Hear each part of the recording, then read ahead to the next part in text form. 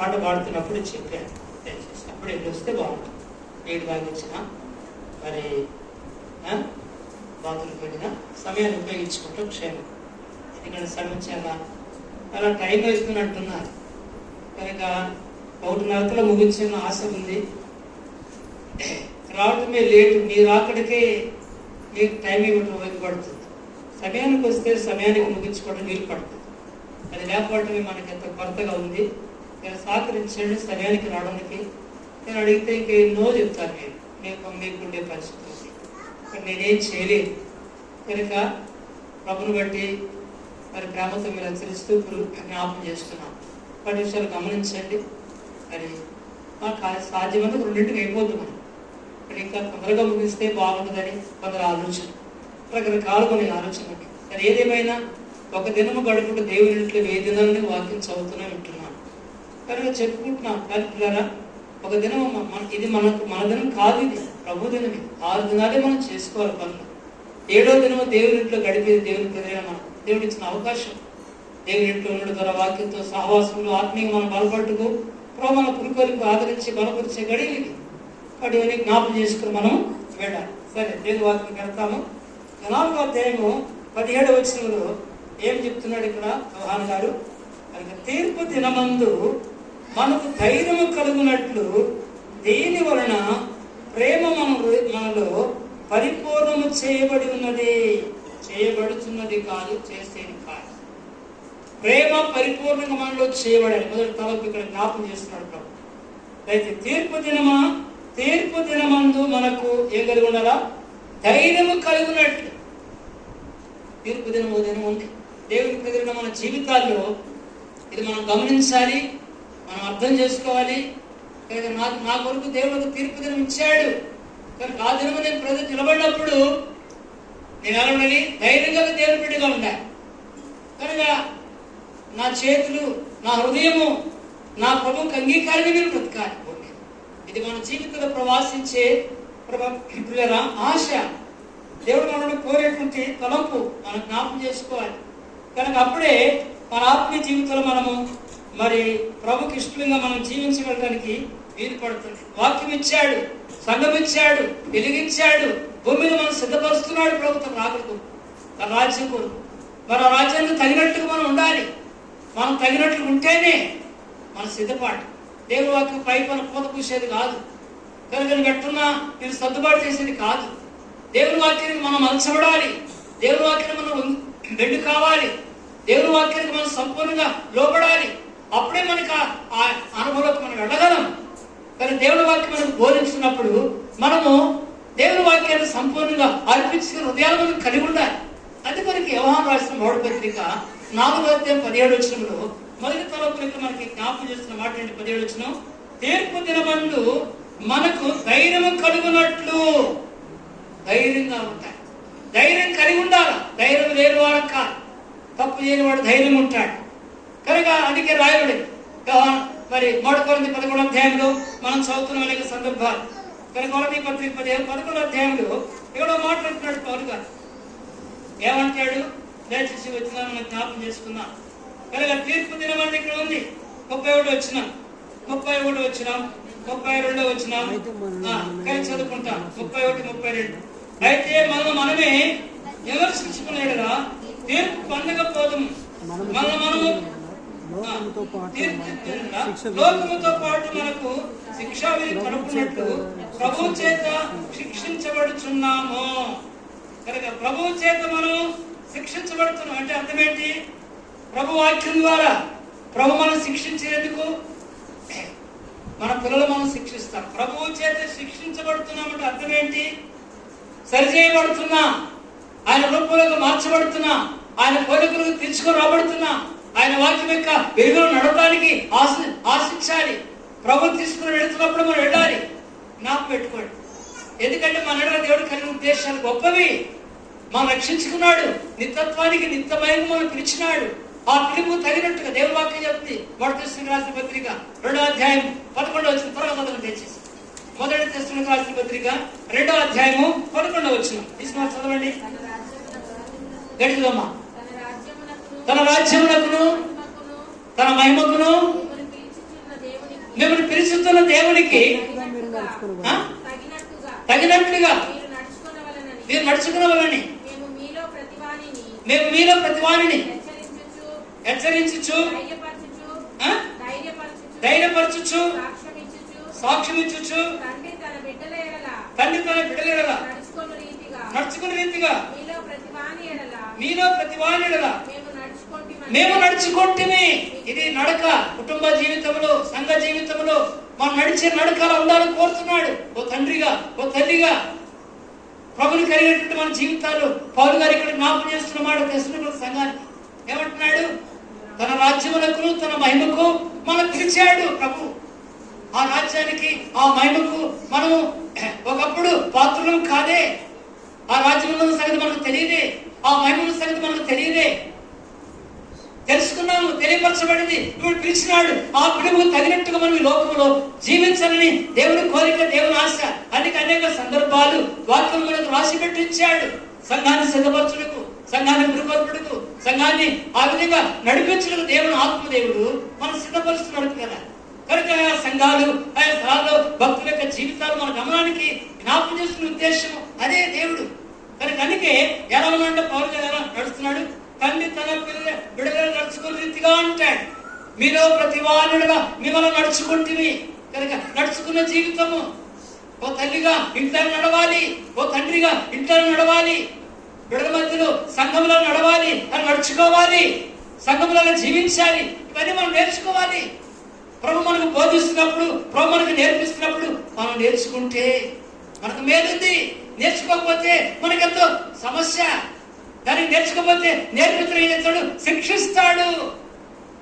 నిన్న మా మనవాడిని అక్కడ పంపిస్తున్నాను, అదృష్టం పంపిస్తే వాడిని గేట్ కాడికి వచ్చాడు. నేను గేట్ కాడ నిలబడ్డా. ఎట్లా పరిగెత్తాడు లోపల పరిగెత్తాడు.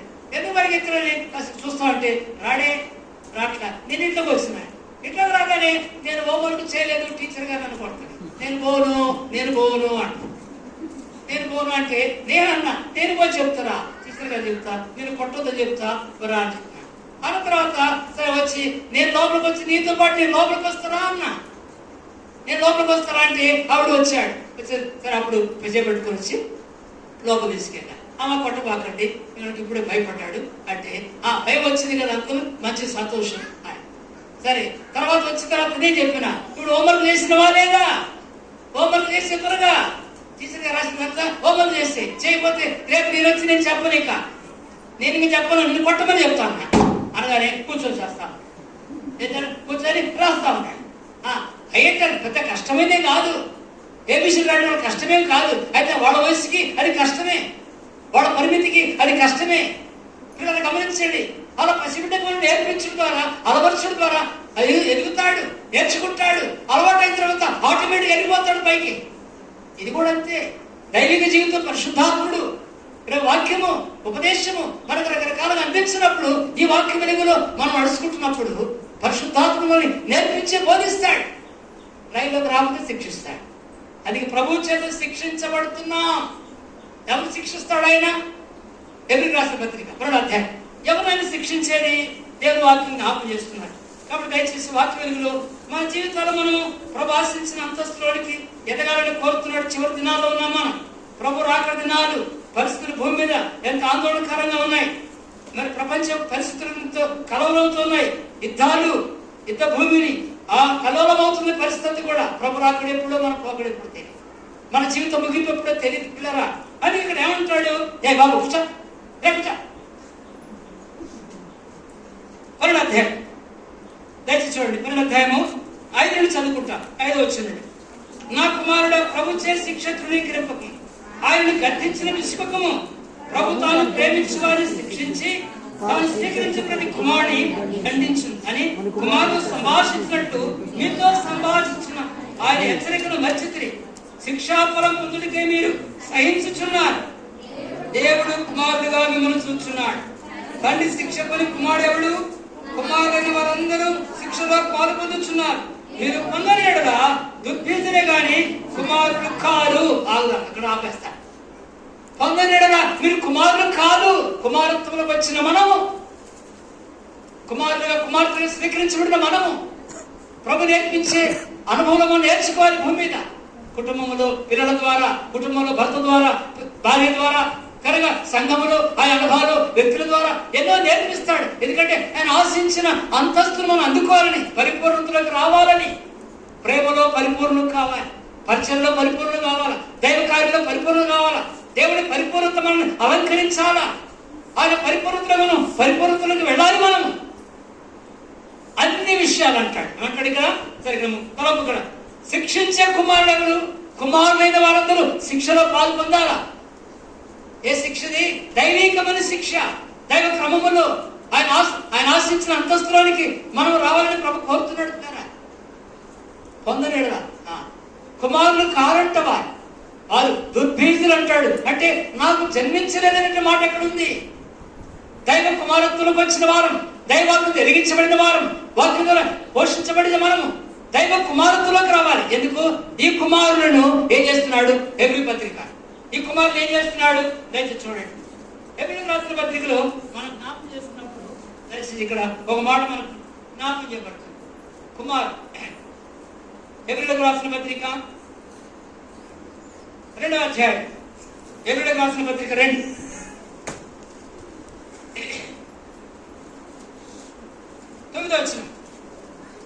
9వ వచనము అక్కడ చదువుకుందాం. దేవుని కృప వలన ఆయన ప్రతి మనుషుని వరకు అనుభవించినట్టు దూతల కంటే కొంచెము చేయబడిన యేసు మనం పొందినందున మహిమ ప్రభావములతో కిరీటము ధరించుకుందామనిగా చూస్తున్నాం.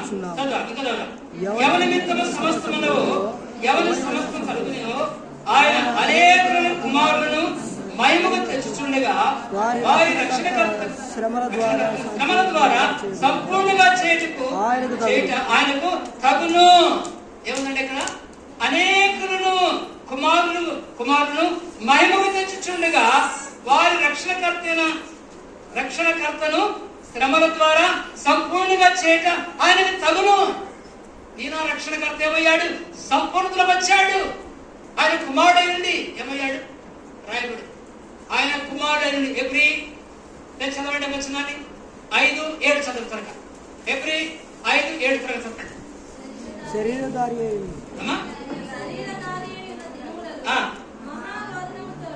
క్షమించండి, ఏం చదువు మన సమయం కొరకు ఉపయోగించుకుంటాం. ఆయన కుమారుడైన ఏమన్నాడు? ఆయన కుమారుడు తర్వాత సంపూర్ణ సిద్ధిని పొందిన ప్రధాన యాజకుడు. సంపూర్ణతలోనికి రావాలి. ప్రభు నేనుండే కొడుతున్నాడు. సంపూర్ణతకి ఎదుగు. అసంపూర్ణతలో ఉన్నా ప్రేమలో అసంపూర్ణత, సమర్పణలో, నా కొరకు జీవించట్లో, విశ్వాసములో అనేక విషయాల్లో ఏమయ్యావు? నేను ఆశించిన అంతస్తులు నువ్వు కనబడట్లేదు. నా కుమారుడు మనం కనబడాలి, రావాలి. మనం దైవ కార్యాలు ఎంతవరకు మనం శ్రద్ధ చేస్తున్నాం, కానీ ఎంతవరకు మనం పట్టించుకుంటున్నాం, ఎంతవరకు వాక్యంలో నడవని ఆశపడుతున్నా. ఏమంటాడు? మహిమను తీసుకుని వస్తున్నాడు. ఆ మహిమలోని పరివారం కావాలి. మహిమలో ప్రవేశించాలంటే ఏ కాలి? మహిమ పొందుటకు అర్హత మనం కలిగి ఉండాలి. అనేకులను కుమారులను మహిమ తీసుకొస్తున్నాడు ప్రభు యేసుక్రీస్తు వారు. అర్థమైందండి? కుమారుడు కనుక ఈ కుమారత్వానికి నేను పిలిచాడు. కుమారుని యొక్క స్వరూపంలోకి మార్చబడాలి. కుమారుని పోలికలోకి మనం రావాలి. అందుకే పౌరుడు 11 అంటాడు, నేను క్రీస్తుని పోలి నడుచుకున్న ప్రకారము మీరు నన్ను పోలి నడుచుకోండి అన్నాడు.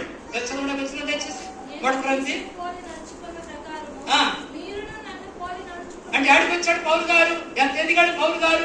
ఎదిగాడు కాబట్టి చెప్పగలుగుతున్నాడు. ఎదుగుతున్నాం ఆత్మీయంగా. ఏ స్థితిలో ఉన్నాం, ఏ పరిమాణంలో ఉన్నాం, ఏ అంతస్తులో ఉన్నాం, ఆత్మీయ ఏ స్థానంలో ఉన్నాం పిల్లారా.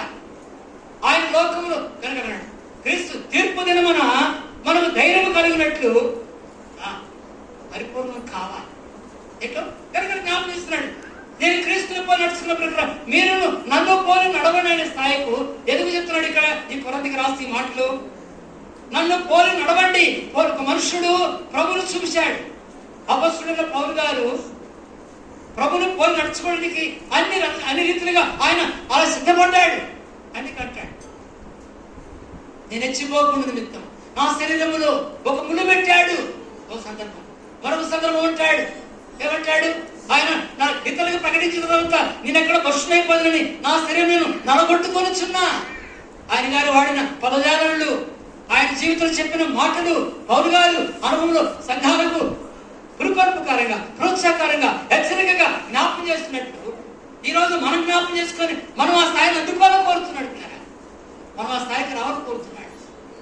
దేవుడు తన దాసులను మనం పురుకొల్పేది, ప్రభువును బలపరిచేది, ప్రభువును హెచ్చరించేది, ప్రభువుని జీవితం ఆశించింది నెరవేర్చాలని ఆశపడుతున్నాడు. మనం ఆ స్థాయిలో ఉంటున్నామా? ఆశపడుతున్నామా? ఎలా ఉంటున్నాము? ఒకసారి మనం ఆలోచించుకోవాలి. కనుక ఆయన అక్కడ అంటాడు, తీర్పు దినమున ఆ పరిపత్తి కనుక ఆయన రాజ్యములకు, ఆయన మహిమకు తగినట్లుగా మనం నడవాలని కోరుతున్నాడు. శిక్షించబడుతున్నాడు. కానీ బలవరకు వచ్చినప్పుడు నాకు ఇష్టానుసారం ఉండి బలలో చేయవే బాక గుర్తుపెట్టుకో. నీ రహస్య జీవితం దేవుడికి తెలుసు, నీకు తెలుసు. నీ ఆంతరిక జీవితం నీకు తెలుసు, దేవుడు తెలుసు. నాకు పెట్టుకో. ఎవరు చూడకపోవచ్చు, ఎవరు తెలియకపోవచ్చు, కానీ పైన దేవుడు చూస్తున్నాడు. దేవుడు చూస్తున్నాడు. ఏం చూస్తున్నాడు? చదవండి 4వ అధ్యాయం దయచేసి. ఎబ్రీ పత్రిక 4వ అధ్యాయం 12 వచ్చిన 4వ అధ్యాయం 12 వచ్చిన. ఎందుకనగా దేవుని వాక్యం సజీవమై బలము గలదై రెండంతల గల 13 చదువుకుంటా. 13 మరియు ఆయన దృష్టికి కనబడని దృష్టిని ఏదీ లేదు. మనం ఎవరికి లెక్కవలసినదో ఆ దేవుని కనులకు సమస్తమును మరుగులేక తేటగా కనబడుచున్నవి. తేటగా చూస్తున్నాడు ఆయన. హృదయం దేవుడు, ఆంతరిక దేవుడు. మనుషుల గురించి ఆయన సాక్ష్యం చెప్పిన అక్కర్లేదు. మనుషుని ఆంతరంగం మెరుగును. ప్రభు వశంలోనికి నీవు నేను రావాలి. ఆయన వశం అందుకంటాడు అక్కడ. ఆయన వారి వశం చేసుకోలేదు. ఎందుకు? యోహాను సువార్త 2వ అధ్యాయం చివరి చదువు ఒక మాట త్వరగా ఈ మాట గురించి జ్ఞాపకం చేస్తున్న మాట. యోహాను సువార్త 2వ అధ్యాయము. అయితే యేసు అందరిని ఎరిగినవాడు కనుక ఆయన మనుషుని ఆంతరంగమును. నా ప్రియమైన సహోదరి సహోదరుడా, ఈ ఉదయకాలం మనుషుని ఆంతరం ఎరిగిన దేవుడు. ప్రభు అందరికి ఎలా వస్తున్నాం? ప్రభుని ఆరాధించాం, సంతోషం. ప్రభుత్వకి వచ్చాం, సంతోషం. ప్రభులు చేసి ఆరోగ్యవంతంగా ఉండాలా, అన్ని విషయాలు ప్రభుకి అంగీకారం ఉండాలా ప్రభు ఆశిస్తున్నాడు. మనకు మనం పరీక్షించుకునేలా తీర్పు దినమున మనము శిక్ష పొందుకుని ఉంటాం. లోకముతో పాటు మనకు తీర్పు జరగకుండా తప్పించుకుంటాం ఎప్పటికప్పుడు. కనుకనే ప్రతి ఆదివారము ప్రభు దగ్గరికి వచ్చినప్పుడు మనం పరీక్షించుకోవడానికి మన ఆంతరంగ జీవితం, మన కుటుంబ జీవితం, సంఘ జీవితం, లోకములో మన జీవితాలు ఎలా ఉంటుంది, దేవుడికి అంగీకారంగా ఉన్నామా లేదని వాక్య ద్వారా మనం సరి చూసుకొని ప్రభువును చేయవేస్తున్నాం. కాబట్టి కుమార్తెలమయ్యా ఆ మహిమను సిద్ధపరుస్తున్నాడు, ఆ రాజ్యాన్ని సిద్ధపరుస్తున్నాడు. తగినట్టుకున్నామా? అందుకే ఆ మాట జ్ఞాపకం చేస్తున్నాడు ఇక్కడ. శ్రమ ద్వారా నేను ఆ ప్రభు కొరకు నాకు శ్రమ పడ్డాడు. ఆయన కొరకు మనం శ్రమించే ఒక శ్రమానుభవంలో వెళ్ళేటువంటిది ప్రభు తీసుకెళ్తున్నప్పుడు వెడా కనుక ఎరికి తిరిగి చూడకూడదు. అందుకే ఎఫెసీ 4వ అధ్యాయంలో మాట్లాడతాడు. దయచేసి ఎఫెసీ రాసిన పత్రిక 4వ అధ్యాయం. ఇంకా మనం చూస్తే ముందుకెళ్తే ఎఫెసీ రాసిన పత్రిక 4వ అధ్యాయము. నీవు నేను సంఘము ఎలా ఉండాలని కోరుతున్నాడు ప్రభు. దయచేసి చూడండి 11 వచ్చి చదువుకుంటాను. 11 కలిసి చదువుకుంటాను. 11 12 కలిసి చదువు. మనమందరము విశ్వాస విషయంలోను దేవుడు కుమారుడు జ్ఞాన విషయంలోను ఏకత్వం పొంది సంపూర్ణ పురుషుల కొరకు అనగా క్రీస్తును కలిగిన సంపూర్ణత సమానమైన సంపూర్ణత గలవారు వరకు ఆయన ఇలాగూ నియమించను. పరిశుద్ధులు సంపూర్ణమైనట్లు క్రీస్తు శరీరం క్షమాపణ చెందినట్టుకును పరిచయ ధర్మం జరిగించినట్టును ఆయన కొందరు అపస్తులుగాను, కొందరు ప్రవక్తలుగాను, కొందరు సువార్తికులుగాను, కొందరు కాపరులుగాను, ఉపదేశకులుగాను నియమించెను. 5 రకాల పరిచయ సంఘానికి ఇచ్చాడు. 5 రకాల ప్రవక్తల వ్యక్తులు మనకు కనబడుతున్నారు. అపస్తులుడు పునాది వేసిన వారు మొట్టమొదటి ఎవరు కనబడుతున్నారు ఇక్కడ? అందువల్ల అంటాడు. ఏమంటాడు? చూడండి 13 వచ్చినమా. పరిశుద్ధులు సంపూర్ణ క్రీస్తు క్షమాపణ చెందినట్టుకు పరిస్థితులు జరిగించిన ఆయన కొందరిని అపస్తులుగాను, కొందరిని ప్రవక్తలుగాను, కొందరిని సువార్తికులుగాను, కొందరిని కాపురులుగాను ఇన్ని రకాలుగా ఇచ్చినాక మనము ఆ పరిపూర్ణతను అందుకోకపోతే అది మన ఆత్మీయత అంతా బలహీనమైన ప్రయోజనం ఏంటి కదా. వాక్యం వింటున్నాం, మందిరానికి వస్తున్నాం, ఆశిస్తున్నామా? ప్రభా నీ పరిపూర్ణతలోనికి, ప్రభా నీ ప్రేమలోనికి, ప్రభా నీ సమర్పణలోనికి, ప్రభా నీ పోలికలోనికి, నీ రూపంలోనికి నన్ను మార్చునైనా, నన్ను తీసుకొని రా ప్రభా అని ప్రార్థన చేసుకుంటున్నామా? మన వలయలోని, మన పరిస్థితుల్లోని మునిగి తేలేటువంటి వారిగా ఉంటున్నామా? ఈరోజు ఎలా ఉన్నాం ఆత్మీయంగా? దినాలు గడుస్తున్నాయి, సంవత్సరాలు గడుస్తున్నాయి. ఆత్మీయంగా ఏ స్థాయిలో ఉన్నాం? ఆత్మీయంగా ఏ స్థానంలో ఉన్నాం? ప్రభు వచ్చినప్పుడు ఎత్తబడడానికి సిద్ధంగా ఉన్నామా? సిద్ధపడుతున్నామా? ప్రభు రాకడలో మనం ఎత్తబడడానికి సిద్ధపడాలి అంటే అన్ని విషయానికి ఏమంటాడు? క్రీస్తు శరీరం క్షమాపణ చెందుటకు సంపూర్ణత గలవాడు. క్రీస్తు కలిగిన సంపూర్ణత, సమానమైన సంపూర్ణత గలవాడమగుటకు. క్రీస్తు కలిగిన సంపూర్ణత ఏంటో? సంపూర్ణత ఆయన లోకంలో ఎలా ఉంటూ వచ్చాడు, ఎలా చేస్తూ వచ్చాడు, ఆ ప్రేమను చూపించాడు. దూషించే వారిని ప్రేమించాడు. ప్రభు యొక్క మనసులో క్రీస్తు యేసు కలిగిన మనసు మీరు కలిగి ఉండండి. ఆ మనసులోకి రావాలి, ఆ హృదయంలోకి రావాలి, ఆ అనుభవంలోకి రావాలి. సంఘముగా ఆ స్థాయిని మనం చేరాలని ప్రభు కోరుతున్నాడు. ఉదయక ప్రభు గారికి అడుగు. తీర్పు దినమున మనకు ధైర్యము కలిగినట్లు మనకు ఆ ప్రేమను పరిపూర్ణతకు అడుగుతున్నామా? పరిపూర్ణతలకు ఆశిస్తున్నామా? ఎలా ఉంటున్నాం పిల్లారా? ఎలా ఉంటున్నాం? సంపూర్ణత. ప్రభా నేను సంపూర్ణం కావాలి, సంపూర్ణ ఈ భూమి మీద నన్ను సంపూర్ణతలు నడిపించు. నీ సంపూర్ణతలోనికి, నా ఆత్మీయ జీవితంలో నీ వాక్యానుసారంగా, నీ చిత్తానుసారంగా నా జీవితం ఉండాలి, నా కుటుంబం ఉండాలి, నా బిడ్డలు ఉండాలి. ఈ భారం ఉందా మనకు? భారం ఉంటే ముందుకు వస్తాం, భారం లేకపోతే వెనకడుగు వేస్తాం, బాధ్యత లేకపోతే నిద్రపోతాం, దూరమైపోతాం.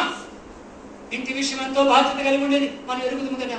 బిడ్డల విషయంలో, భార్య విషయంలో భర్త, భర్త విషయంలో భార్య,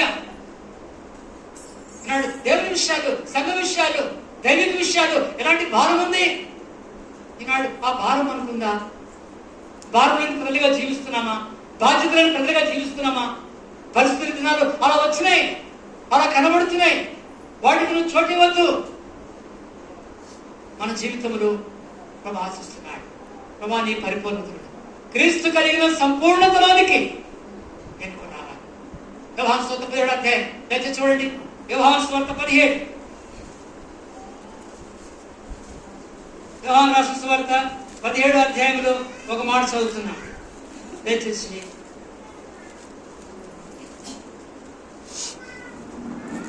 17వ అధ్యాయం. ప్రభు తాను వెళ్ళిపోక ముందుగా ఈ మాటను పలుకుతున్న సందర్భం ఇది, ప్రార్థన చేస్తున్న సందర్భం ఇది. 4వ వచనం కలిసి చదువుకుంటాను. 4వ వచనం అందరినీ కలిసి చదువు. చేయుటకు నీవు నాకు ఇచ్చిన పని నేను సంపూర్ణంగా నెరవేర్చి భూమి మీద నిన్ను మహిమపరిచితిని. 5 తండ్రి, లోకము పుట్టక మునుపు నీ యొక్క నాకు ఏ మహిమ ఉండెనో ఆ మహిమతో నన్ను ఇప్పుడు నీ యొక్క మహిమపరచుము. ప్రభువు చెప్పిన మాట తండ్రితో ఏమన్నాడు? చేయుటకు నీవు నాకు ఇచ్చిన పని ఈ భూమి మీద రక్షించబడిన తర్వాత, దేవుని బిడ్డలైన తర్వాత, దైవరాలు బాప్తిసం తీసుకుని రక్షించబడి బాప్తిసం తీసుకున్న తర్వాత కృపావరములు ఇచ్చాడు. కృపావరములు వాడుకోవాలా? ప్రార్థన వరమా, పరిచర్య వరమా, లేక ఇతరులని ప్రవృత్తి తీసుకొచ్చే వరమా? దేవుడు నీకు ఏ వరం ఇచ్చాడు అది నువ్వు వరం కొరకు ప్రార్థన చేసుకోవాలా. ఆ వరాన్ని వాడుకోవాలా, ఆ వరాన్ని ఉపయోగించాలా. వరాన్ని వాడుకోకపోతే అది పాతి పెడితే ఏమవుతుంది? నిష్ఫలమవుతుంది.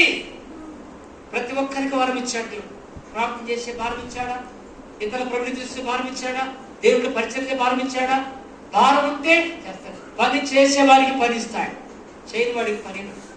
నమ్మకంగా చేస్తే ఓ బేదరి పని కానీ, ఓ కూలి పని కానీ, ఏ పని కానీ ఒక వ్యక్తిని పని పిలుచుకుంటాడు. ఒక వ్యక్తి నా ఇంటికి పని ఉంది చేయాలని పిలిచాడు. నమ్మకంగా చేశాడా? యథార్థంగా చేశాడా? బాధ్యతగా చేశాడా? ఆయనకి ఏమంటుందంటే ఏమనిపిస్తుంది అంటే అన్నం పెట్టాలనిపిస్తుంది. బాగా చేస్తాడమ్మా, పని చేశాడు, ఒక అన్నం పెట్టు, కానీ కొన్ని పెద్దవాడు అన్నం పెట్టి ఇష్టపడతాడు. అంతేకాదు ఓ 10 రూపాయలు ఎగిస్ట్ ఇవ్వడానికి ఇష్టపడతాడు.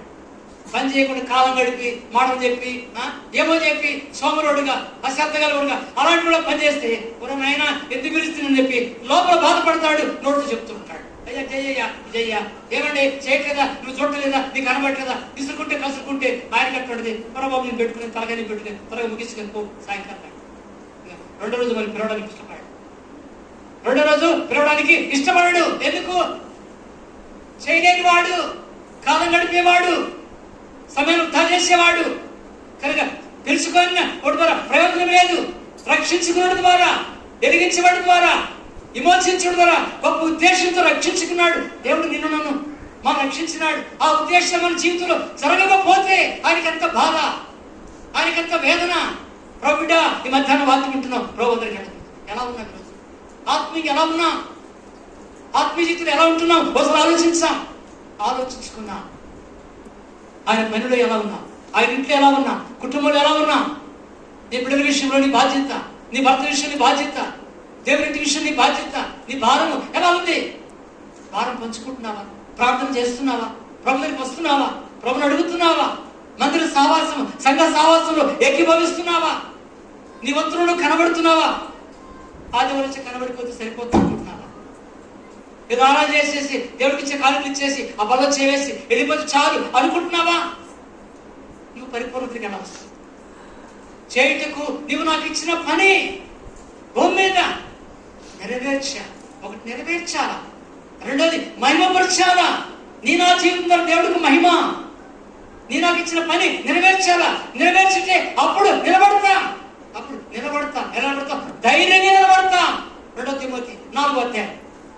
2 తిమోతి 4 దయచేసి త్వరగా ఇంకా కూడా ఇంక పోతా ఉండదు. దయచేసి ఇంకా దాపుతా. 2 తిమోతి రాసిన పత్రిక 4 అధ్యాయం చదవండి. 7వ వచనం. మంచి పోరాటము పోరాడితేనే ఇక నా పరువు కడముట్టించి తిని విశ్వాసమును కాపాడుకుంటుని. 3 విషయాలు.